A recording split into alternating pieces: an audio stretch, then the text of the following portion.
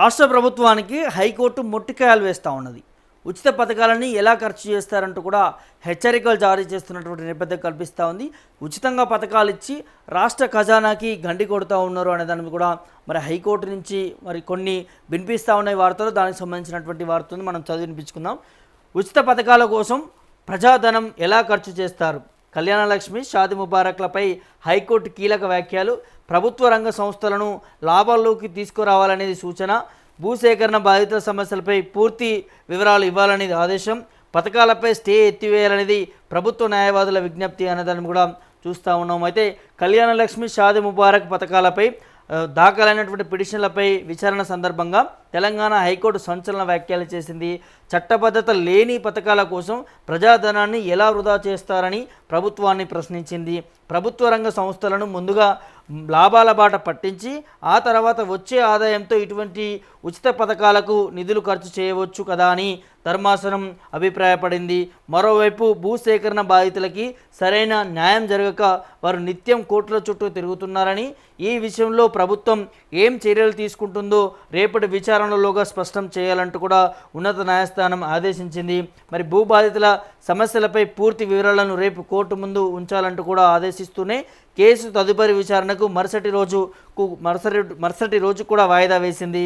కాగా నిరుపేద మహిళల సంక్షేమ కోసం అమలు చేస్తున్న కళ్యాణలక్ష్మి, షాదీ ముబారక్ పథకాలపై ఉన్న స్టేను కూడా తక్షణమే ఎత్తివేయాలని ప్రభుత్వం తరపు న్యాయవాదులు హైకోర్టుకు విజ్ఞప్తి చేశారు. సో ఈ పథకాల లబ్ధిదారులకి ఇబ్బంది కలగకుండా చూడాలని కోరినటువంటి నేపథ్యంలో రేపటి విచారణలో హైకోర్టు తీసుకోబోయేటటువంటి నిర్ణయంపై కూడా సర్వత్రా ఉత్కంఠ నెలకొన్నటువంటి పరిస్థితులు కనిపిస్తూ ఉన్నాయి.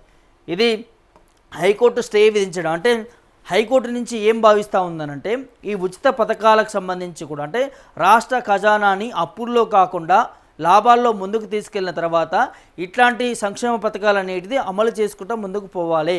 కానీ రాష్ట్ర ఖజానా అంతా కూడా అప్పుల్లో కూరుకుపోయింది. ఈ అప్పుల్లో కూరుకుపోయినప్పటికీ మరి ఇట్లాంటి చట్టబద్ధత లేనటువంటి పథకాలను ముందుకు తీసుకపోతే ఇంకా అప్పుల్లో ఉంటుంది కదా రాష్ట్ర ఖజానా అనేది హైకోర్టు భావిస్తున్నట్టుగా తెలుస్తూ ఉన్నది. దానితో పాటు ఈ రైతులకు సంబంధించి కూడా రోజు మరి కోట్ల చుట్టూ తిరుగుతూ ఉన్నారు. సో వారి భూ సమస్యలకు సంబంధించి కూడా ప్రభుత్వం వెంటనే చర్యలు తీసుకోవాలి అనే దాని మీద కూడా భూభారతి లాంటి దాని మీద కూడా ఒక చట్టబద్ధత తీసుకొచ్చే విధంగా దాంట్లో అసలు ఏ విధంగా ముందుకెళ్తే బాగుంటుంది, ఏంటి రైతుల ఈ భూ సమస్యలు ఎట్లా మరి తీర్చాలి, నెరవేర్చాలి అనేదాన్ని కూడా ప్రభుత్వము ముందుకు వెళ్ళాలి, ఈ రైతులను పట్టించుకోవాలంటూ కూడా హైకోర్టు మరి ఆదేశాలు జారీ చేస్తున్నట్టుగా తెలుస్తూ ఉంది. ముఖ్యంగా ఈ ఉచిత పథకాలకు సంబంధించి కూడా హైకోర్టు సీరియస్ అవుతూ ఉన్నది.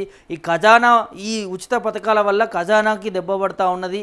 లాభాల్లో ముందుకు తీసుకుపోవడానికి ఎందుకు ప్రభుత్వం ఆలోచించట్లేదు, ప్రజలకి ఉచిత పథకాలు ఇచ్చే విషయంలోనే ఆలోచిస్తూ ఉంది. వాటికి ఒక చట్టబద్ధత తీసుకొచ్చేటటువంటి ప్రక్రియ కూడా ప్రభుత్వం చేయట్లేదు. సో అందులో ఈ షాదీ ముబారక్ అండ్ కళ్యాణ లక్ష్మికి సంబంధించి పథకాలకు సంబంధించి కూడా నిలిపివేయాలి, వీటి మీద స్టే అదే విధంగా ఉంటుందనేది మరి ఈ హైకోర్టు చెప్తా ఉంది. కానీ ప్రభుత్వం తరపు నుంచి ఉన్నటువంటి న్యాయవాదులు మాత్రం దాని మీద స్టే మరి విధించకూడదు, అది ప్రభుత్వం ప్రజలకి సంబంధించి ఇచ్చేటటువంటి పథకం, పేద ప్రజలు ఇబ్బంది పడకుండా ఉంటుంది, స్టే అనేది కొట్టివేయాలనేది ప్రభుత్వం నుంచి న్యాయవాది చెప్తున్నటువంటి పరిస్థితి కనిపిస్తూ ఉంది. ఇంకోవైపు ప్రతిపక్షాలు కూడా దీని మీద విమర్శిస్తూ ఉన్నాయి. సో ఈ షాదీ ముబారక్, కళ్యాణ లక్ష్మి పథకాలు గతంలో కేసీఆర్ ఉన్నప్పుడు కూడా చాలా బాగా నడిపారు. సో ప్రజలందరికీ కూడా ఎవరైతే పేద ప్రజలు ఉంటారో పెళ్ళిళ్ళు చేసుకున్నటువంటి పేద కుటుంబాలకు సంబంధించి కూడా ఇది ఆసరగా ఉండేది.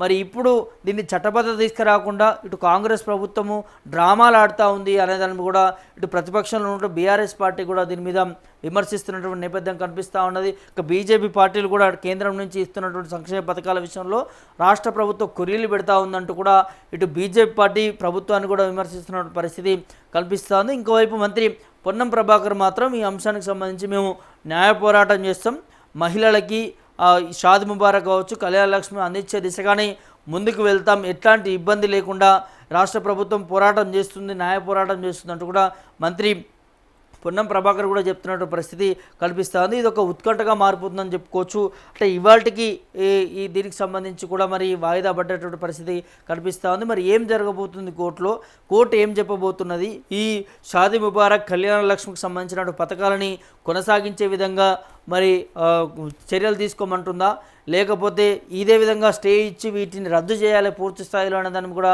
మరి ఈ విధంగా చర్యలు తీసుకోమంటుందా, ఏం చెప్పబోతుంది, ఏం ఆదేశాలు ఇవ్వబోతుంది అనే దాన్ని కూడా కొంత ఉత్కంఠగా మారుతున్నటువంటి పరిస్థితులు కనిపిస్తూ ఉన్నాయి. మరి ఈ వీడియో చూస్తున్నటువంటి మీరు అందరూ ఏమనుకుంటున్నారు?